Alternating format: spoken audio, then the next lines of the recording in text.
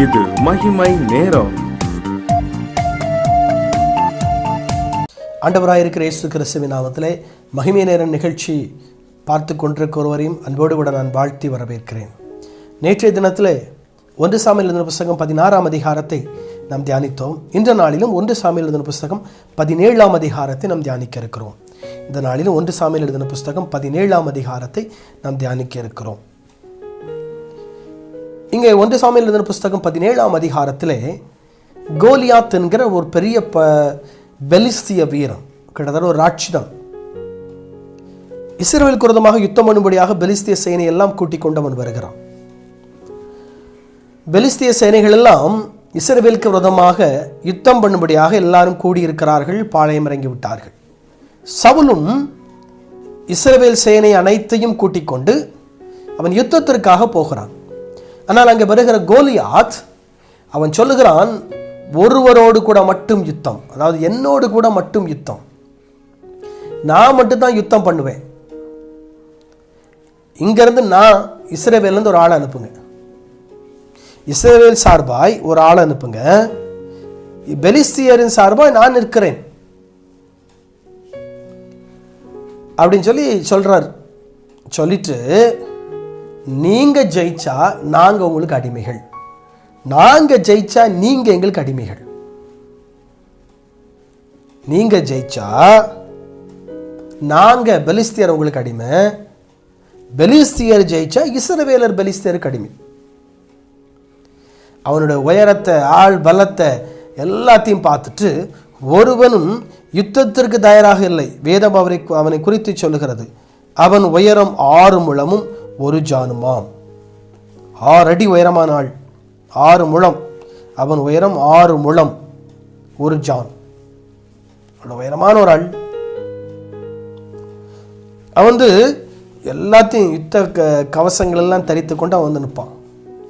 இஸ்ரவேல் ஜனங்கள் எல்லாம் கண்டு பயப்படுகிறாங்க அவனை கண்டு. ஈசாயினுடைய குமாரர்கள் 13ஆம் வசனத்துக்கு நம்ம நேரடியாக வந்தோம் அப்படின்னா, ஈசாயின் குமாரர் சவுலோடு கூட யுத்தத்திற்கு போயிருக்கிறார்கள். 13ஆம் வசனம் சொல்லுது, ஈசாயினுடைய 3 மூத்த குமாரர் சவுலோட யுத்தத்திற்கு போயிருந்தார்கள். யுத்தத்திற்கு போயிருந்த அவனுடைய 3 குமாரரில் மூத்தவனுக்கு எலியாப் என்றும், 2ஆம் குமாரனுக்கு அபினதாப் என்றும், 3ஆம் குமாரனுக்கு சம்மா என்றும் பெயர். எலியாப், அபினதாப், சம்மா, இந்த 3 பேரும் யுத்தத்திற்கு சவுலோடு கூட போயிருக்கிறார்கள். அவங்க ஈசா என்ன செய்யறாரு, கடைசியா இருக்கிற தாவீதை கூப்பிடுறார். கூப்பிட்டு, நீ யுத்தத்துல சகோதரர்களா யுத்தத்துக்கு போயிருக்கிறாங்க, நீ அவங்கள போய் நீ பார்த்துட்டு வா. அவங்க யுத்தத்துக்கு போயிருக்கிறாங்க, அவங்களுடைய சுக செய்தியை நீ அறிந்து கொண்டு வா. அவங்க சோமா இருக்காங்களா அப்படின்னு சொல்லி பார்த்துட்டு வா. கொஞ்சம் பொருட்கள் எல்லாம் கொடுத்து அனுப்பி விடுகிறார். கொஞ்சம் அவங்களுக்கு பலகாரங்கள், பால் கட்டிகள் எல்லாம் கொடுத்து தாவீதை அனுப்பி விடுகிறார் பார்க்கும்படியாக, யுத்தத்திற்கு போயிருக்கிற சகோதரரை பார்க்கும்படியாக. இவனும் பையாச்சு அங்கே போய் நின்றுட்டு இருக்கிறான். 15ஆம் வசனம் 17ஆம் அதிகாரம் 15வது வசனத்துக்கு வந்தோன்னா, தாவீது சவுலை விட்டு திரும்பி போய் பெத்லெகேமில் இருக்கிற தன் தகப்பனுடைய ஆடுகளை மேய்த்து கொண்டிருந்தான். தாவீது என்ன செய்யறான்னா, சவுலை விட்டு அது வரைக்கும் சவுலோடு கூட இருந்த தாவீது இந்த யுத்த டைம்ல தாவீது என்ன செய்யறான்னா, ஆடுகளை மேய்க்க வந்துட்டான். அதனாலதான் அவங்க தகப்பனாய் இருக்கிற ஈசாய் யுத்தத்திற்கு போயிருக்கிற சகோதரர்களை பார்க்கும்படியாக அனுப்பி விடுகிறார். அவன் சவுலோடு கூட இல்லை, இது வரைக்கும் இருந்தா ஆனா இல்லை. நீங்க தொடர்ந்து பார்த்தீங்கன்னா தெரியும், 17ஆம் 18ஆம் வசனத்தில் பார்த்தீங்கன்னா அவர் சொல்றாரு, என்ன பொருட்களெல்லாம் கொடுத்து அனுப்புறாரு பாருங்க. ஈசாய் தன் குமாரனாகிய தாவீதை நோக்கி, உன் சகோதரருக்கு இந்த 1 மரக்கால் வறுத்த பயிற்றையும் இந்த 10 அப்பங்களையும் எடுத்துக்கொண்டு பாளையத்தில் இருக்கிற உன் சகோதரிடத்தில் ஓட்டமாய் போய் இந்த 10 பால் கட்டிகளை 1000 பேருக்கு அதிபதியான இடத்தில் கொடுத்து, உன் சகோதரர் சுகமாய் இருக்கிறார்களா என்று விசாரித்து அவர்களிடத்தில் அடையாளம் வாங்கி கொண்டு வா என்றான். வறுத்த பயிறு, அப்பங்கள், பால் கட்டிகள்லாம் கொடுத்து கொண்டு கொடுத்துட்டு அவங்க நல்லா இருக்காங்களான்னு சொல்லி அடையாளம் வாங்கிட்டு வா, அவங்க சுகமாக இருக்காங்களான்னு பார்த்து விசாரித்து அடையாளம் வாங்கிட்டு வா. இவனும் புறப்பட்டு போகிறான். புறப்பட்டு வர்ற டைமில்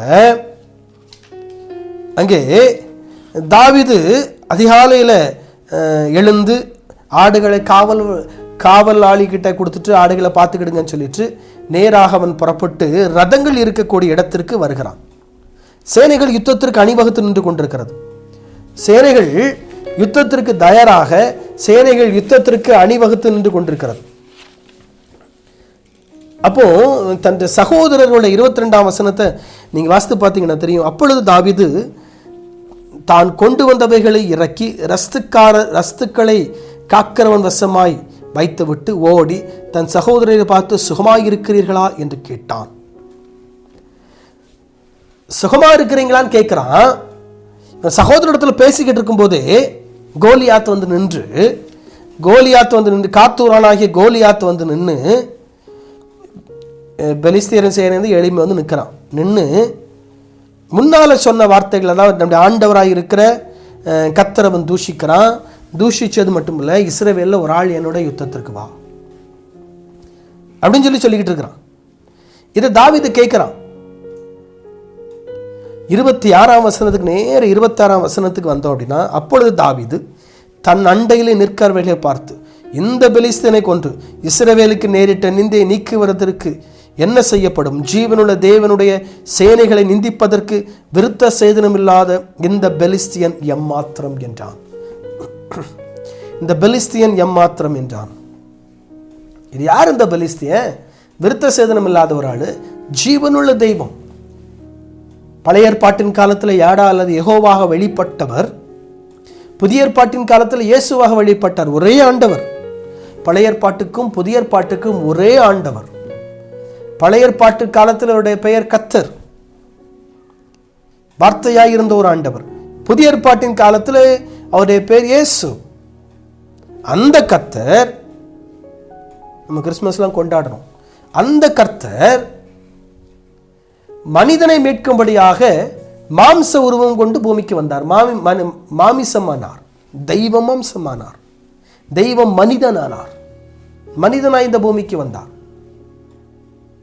அவர் தெய்வமா வந்தார்னா யாருமே அவருடைய மகிமையில இருக்க முடியாது. ஆகவே மனிதனாய் வந்தார்.